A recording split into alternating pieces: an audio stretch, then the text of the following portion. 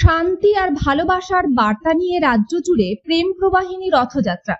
শতবর্ষ পূর্তিতে সত্য সাই বাবার ভালোবাসা, শান্তি ও সেবার বাণী পৌঁছে যাচ্ছে রাজ্যের প্রতিটি প্রান্তে প্রেম প্রবাহিনী রথযাত্রার মাধ্যমে। সত্য সাই সেবা প্রতিষ্ঠান, যার কর্মযোগ্য ছড়িয়ে আছে 187টি দেশে, আজ এক আন্তর্জাতিক সংগঠনের রূপ নিয়েছে।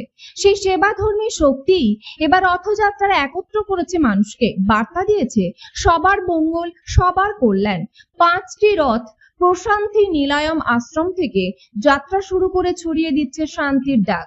ঠিক এমনই একটি রথ আজ এসে পৌঁছেছে হুগলি জেলার আরামবাগের রবীন্দ্র ভবনে।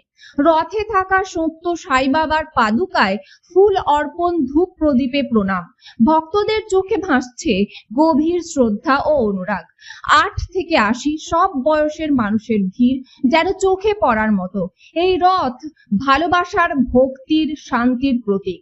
কারণ সত্য সাই বাবার বাণী আজও মনে করিয়ে দেয়, ভালোবাসো, সেবা করো, শান্তি ছড়াও। আরামবাগ থেকে সুমন চন্দ্রের report, crime press, Bengal news. সত্য সাই প্রেম প্রবাহিনী ভগবান শ্রী সত্য সাই বাবার যে জন্মশতবর্ষ আমরা পালন করছি। আমরা জানি 23শে নভেম্বর 1926 উনি জন্মগ্রহণ করেছিলেন। ধরাধামে অবতার পুরুষ, ধরাধামে অবতীর্ণ হয়েছিলেন। এই ধরাধর্মে অবতীর্ণের পর উনি এখানে হাঁটাচলা করেছেন। আমরা পরম সৌভাগ্য আমাদের। ওনার কর্মকাণ্ড সম্বন্ধে সবাই সারা পৃথিবী জানে। তো সেই ওনার একটাই মেইন মেসেজ ছিল, লাভ অল সার্ভ অল। সেইটা ধরে প্রেম প্রবাহিনী যাত্রা সারা ভারতবর্ষে এখন চলছে। তো হুগলি জেলাতে এসছে 24শে এপ্রিল ওনার যে তিরোধান দিবস, পার্থিব শরীর উনি দেহত্যাগ করেছিলেন সেদিনকে। সেই 24শে এপ্রিল ওনার যে মেইন আশ্রম আছে সত্য সাই বাবার, অন্ধ্রপ্রদেশে ওনার নামাঙ্কিত একটা জেলা আছে, সেই সত্য সাই ডিস্ট্রিক্ট। সেখান থেকে 24 এপ্রিল বেরিয়েছে ভারতবর্ষের 5 দিকে, মধ্য ভারত, দক্ষিণ ভারত, উত্তর ভারত, পূর্ব ভারত, পশ্চিম ভারত। এখন ভারতবর্ষের বিভিন্ন জায়গায় এই প্রেম প্রবাহিনী যাত্রা হচ্ছে। তো আজকে আমরা সকালবেলা পশ্চিমবঙ্গে বাঁকুড়া থেকে আমরা আরামবাগে নিয়ে এসেছি। আগামী দিন কালকে আবার ব্যান্ডেল, ডানলপ যে শাহগঞ্জের ওখানে যাবে। তারপরে আমাদের আরও পরবর্তী আছে।